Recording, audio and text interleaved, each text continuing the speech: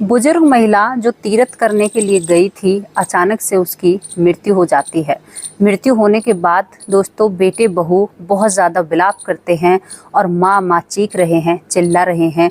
घर में शोक सभा चल रही है। 2 दिन शोक सभा को होते हैं, लेकिन तभी वो जो माँ तीर्थ पर गई हुई, वहाँ पर उसके साथ जो हुआ था, वो माँ पुलिस लेकर पहुँच जाती है अपने घर और अपने बेटे बहू से कहती है कि तुरंत मेरे शोक सभा से खड़े हो जाओ और यहाँ से बाहर निकल जाओ। दोस्तों सभी लोग हैरान होकर उस बुजुर्ग महिला की तरफ देखने लगते हैं और बुजुर्ग महिला कहती है पुलिस वालों से कि अगर बेटा तुम मुझे अपनी माँ जैसी मानते हो तो इन दोनों को मेरे घर से बाहर कर दो।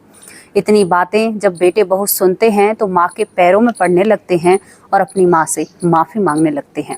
दोस्तों जो बेटे बहू अपनी माँ को लेकर तीर्थ कराने गए थे, तो क्यों आकर उन्होंने अपनी माँ की शोक सभा रखी, जबकि वो माँ जिंदी थी। अगर माँ इस दुनिया में थी तो क्यों अपने बेटे बहू को वो घर से बाहर निकाल रही थी या पुलिस के हवाले कर रही थी। ये सारी बातें आप लोगों को जाननी है तो वीडियो को आगे देखना होगा।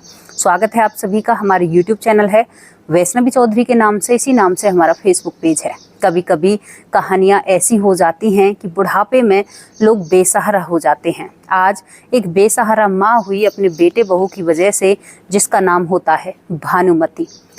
भानुमति का एक ही बेटा होता है दोस्तों, और वो बेटा भी उसका लाड चाव का होता है, लेकिन वो बेटा रंग का थोड़ा सा सांवला था। बेटे की शादी नहीं हो पा रही थी, तो भानुमति कहती है कि अगर मेरे बेटे की शादी हो जाएगी तो मैं महाकालेश्वर मंदिर जाऊंगी और मैं अपने बेटे की तरफ से प्रसाद चढ़ाऊंगी अगर प्रभु भोलेनाथ मेरे बेटे की शादी हो जाएगी। उज्जैन में ये मंदिर पड़ता है दोस्तों। अब यहाँ पर उसके बेटे की शादी भी हो जाती है, लेकिन शादी के बाद किसी कारणवश ये जो भानुमति माँ है ये उस मंदिर पर नहीं पहुँच पाती है और समय निकलता है। दोस्तों उस बेटे पर एक बेटा भी हो जाता है। भानुमति का एक पोता भी हो जाता है, जिसकी उम्र 8 साल हो जाती है, तब भी वो मंदिर नहीं जा पाती है। अक्सर वो अपने बेटे बहू से कहा करती कि तुम्हारे लिए मन्नत मांगी है, लेकिन क्या करूँ, जाने का वक्त नहीं मिल रहा है। बेटे बहू अपनी माँ की टिकट कराते हैं और साथ में अपनी भी टिकट कराते हैं और कहते हैं कि माँ अब चलो, तुम्हारे उस समय का वक्त आ चुका है जब तुमने हमारे लिए जो मन्नत मांगी है उसे पूरा करना है। और यहाँ पर बैग पैक करने शुरू कर दिए जाते हैं। भानुमति एक पुराने टाइप का झोला लेती है और उसी झोले को पैक करने लगती है। भानुमति के बेटे बहू वो भी अपना सामान पैक करते हैं और दोस्तों ये पहुँच जाते हैं उज्जैन। 2 दिन इनको उज्जैन जाने में लग जाते हैं। वहाँ पर बहुत अच्छे से दर्शन करते हैं, लेकिन जैसे ही मंदिर में भानुमति पहुँचती है तो उसके पास एक कीपैड फ़ोन है, जिसे वो अपने बेटे को देती है। कहती है कि बेटा मैं इस मंदिर में जाऊँगी, पता नहीं कौन इस फ़ोन को छीन ले, इससे बढ़िया है तो इस फ़ोन को अपने जेब में रख ले। क्योंकि बुज़ुर्ग लोगों की सोच ही ऐसी होती है और उनकी एक बात भी सही थी। मंदिर के अंदर खूब दर्शन करती है। जितने रुपए का प्रसाद बोला था अपने बेटे का नाम का, ऊपर से उछाल कर प्रसाद भी बांटती है दोस्तों। और अब उनका वापस लौटने का समय आ जाता है। परिवार वापस लौटता है दोस्तों।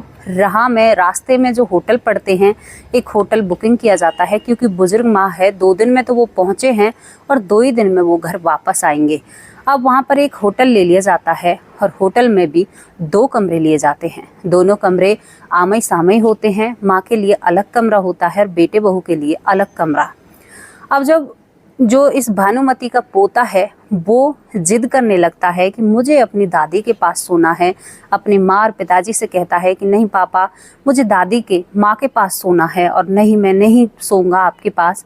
लेकिन जो भानुमति का बेटा है वो बार बार कह रहा है कि नहीं, तू माँ के पास नहीं सो सकता, माँ बहुत हारी थकी हैं, पूरे दिन सफ़र किया है और तू हमारे साथ सोएगा।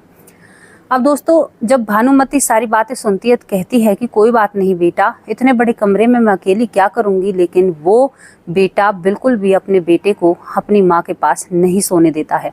दोस्तों भानुमति अकेली अपने कमरे में सोती है। सामने वाले कमरे में उसके बेटे बहू और पोता सोते रहते हैं। सुबह होती है। भानुमति इंतज़ार करती है कि अब तक बेटे बहू उठकर नहीं आए।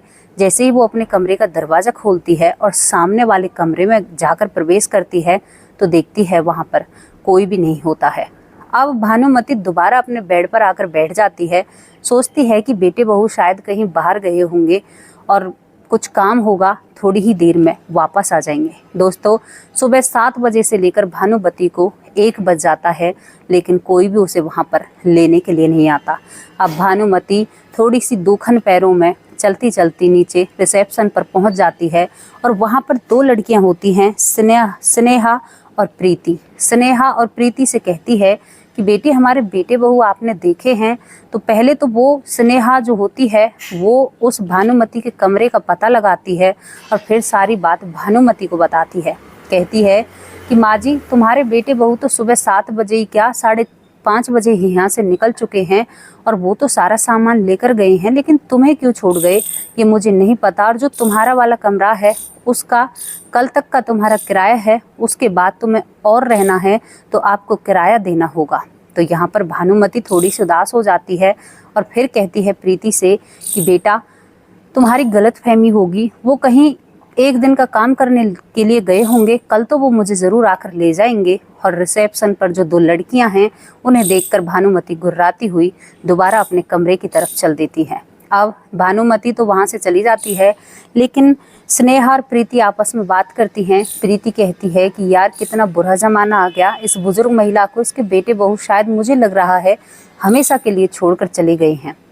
तो यहाँ पर स्नेहा कहती है कि नहीं ऐसा नहीं होगा, शायद अम्मा की बात सही हो, शायद वो दोबारा आ जाएं। लेकिन यहाँ पर प्रीति कहती है कि नहीं वो दोबारा नहीं आएंगे, मैंने उन्हें जाते हुए देखा है और थोड़ी बहुत उनकी बातें सुनी हैं, लेकिन माँ जी इन बातों पर यकीन नहीं करेगी।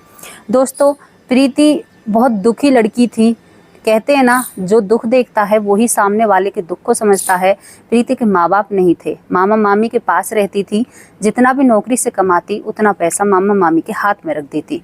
अब दोस्तों शाम को प्रीति और स्नेहा अपनी अपनी नौकरी से घर चले जाते हैं और दूसरे दिन ये दोनों ही लड़कियां अपनी नौकरी पर वापस आ जाती हैं। जब प्रीति अपनी नौकरी पर लौटती है तो जो होटल का मैनेजर होता है वो इस दादी पर बहुत ज़ोर ज़ोर से चिल्ला रहा है और कह रहा है कि अब तुम इस घर में इस होटल में नहीं रह सकती, इस कमरे में अगर रहोगी तो और पैसे दो। अब प्रीति को ये बात खटक जाती है और प्रीति आकर मैनेजर से उल्टा लड़ाई करने लगती है। कहती है कि अगर इस जगह पर तुम्हारी माँ होती तो तुम क्या करते, इसके बेटे बहू इसको यहाँ पर छोड़ गए हो और तुम इससे इतनी बदतमीजी से बात कर रहे हो।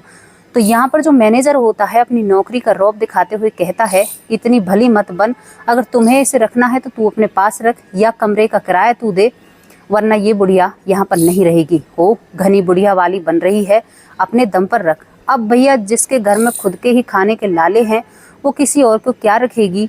लेकिन फिर भी प्रीति मैनेजर से बार बार आग्रह करती है, कभी गुस्से में कहती है और मैनेजर धमकाते हुए कहता है कि दोबारा इस होटल में तू और ये बुढ़िया दिख मत जाना, और दोनों को धक्के मारकर उस होटल से बाहर निकाल दिया जाता है। प्रीति उस भानुमति बुजुर्ग महिला को पास ही में होटल के बाहर एक मेज सी लगी हुई है, बेंच सी बिछी हुई है, उस पर दोनों जनी बैठती हैं और यहाँ पर वो कहती है प्रीति कि माँ मैंने अपनी माँ को तो नहीं देखा क्योंकि मेरी माँ इस दुनिया में नहीं है, मैं मामी मामा के पास रहती हूँ, लेकिन फिर भी मैं अपने मामा के पास फ़ोन करती हूँ क्योंकि अक्सर जो भी दुख तकलीफ़ होती थी तो जो प्रीति का मामा था वो समझता था और उसकी बातें माना करता। अब प्रीति अपने मामा के पास फ़ोन मिलाती और कहती है कि मामा जी एक बुज़ुर्ग महिला हैं जिनके बेटे बहू इन्हें होटल में छोड़ कर गए हैं और ये बहुत परेशान हैं, क्या आप चाहें तो मैं इन्हें घर ले आऊं। लेकिन जब मामा फ़ोन उठाता है तो फ़ोन मामा का होल्ड होता है और वहाँ पर मामी सारी बातें सुन रही होती है दोस्तों, और मामी खरी खोटी प्रीति को सुनाने लगती है कि तेरा ही खाना पीना हम करते हैं, तुझे ही हम खिलाते हैं, हमारे टुकड़ों पर तू पलती है और किसी और को लाकर हमारी छाती पर और बैठा दे, तुझे पता नहीं है तेरे मामा के बच्चे भी हैं, हमारा घर परिवार भी है। तो पूरी प्रीति ये सब बातें सुनकर चुप अपना फ़ोन काट देती है।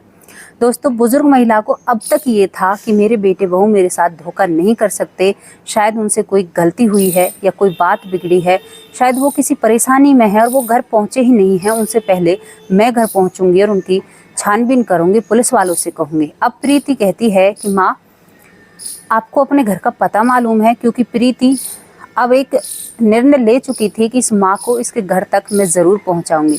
लेकिन दोस्तों प्रीति के पास पैसे भी नहीं होते हैं।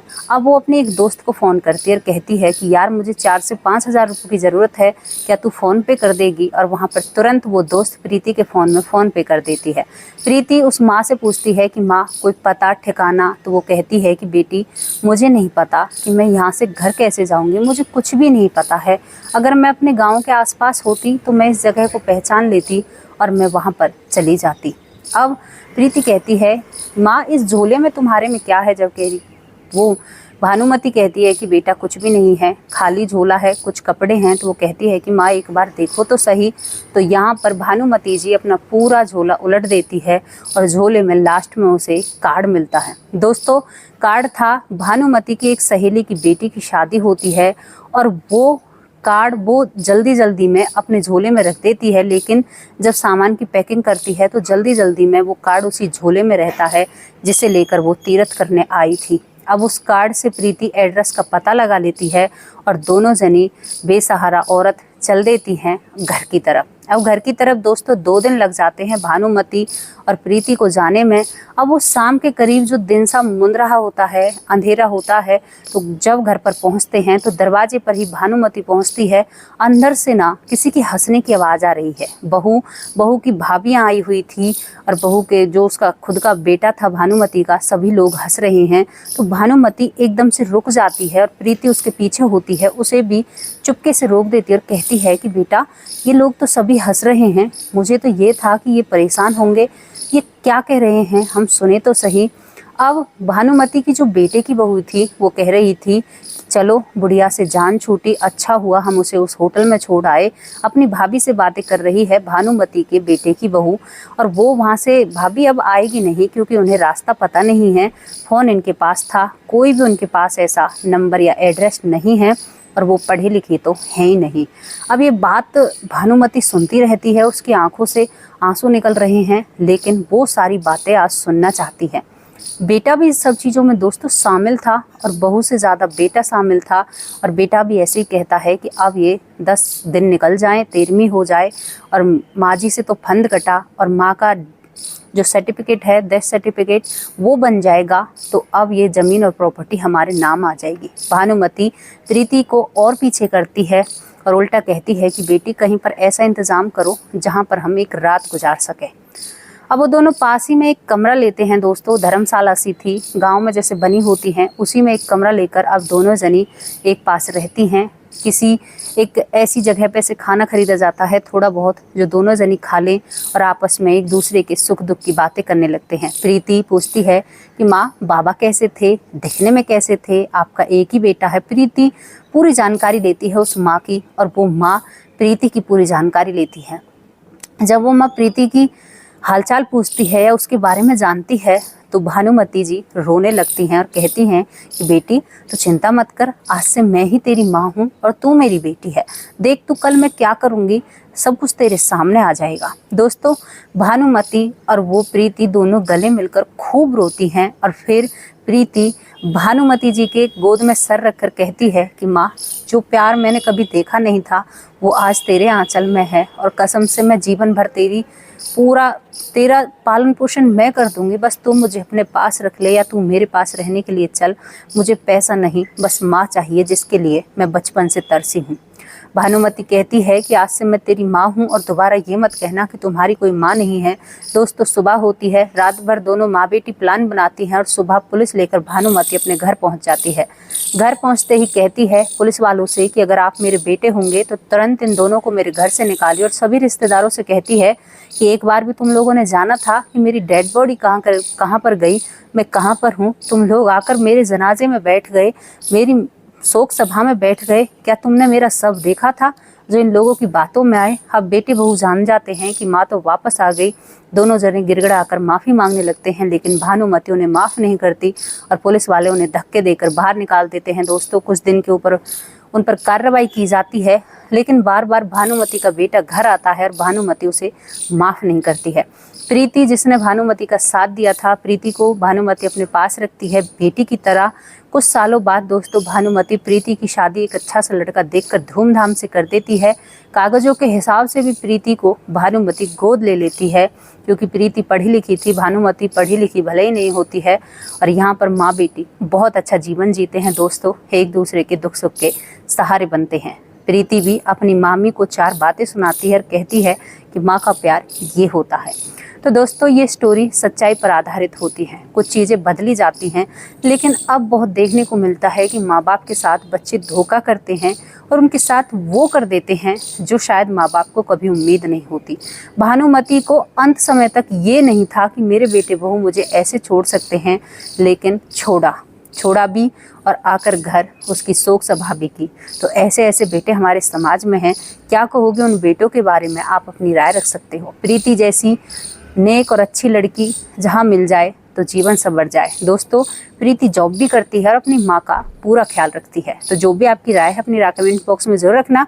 कल फिर हाजिर होंगे एक और ऐसी ही सच्ची और अच्छी स्टोरी के साथ। आप लोगों का प्यार और आशीर्वाद बहुत अच्छा मिल रहा है, तहे दिल से आप लोगों का शुक्रिया अदा करते हैं।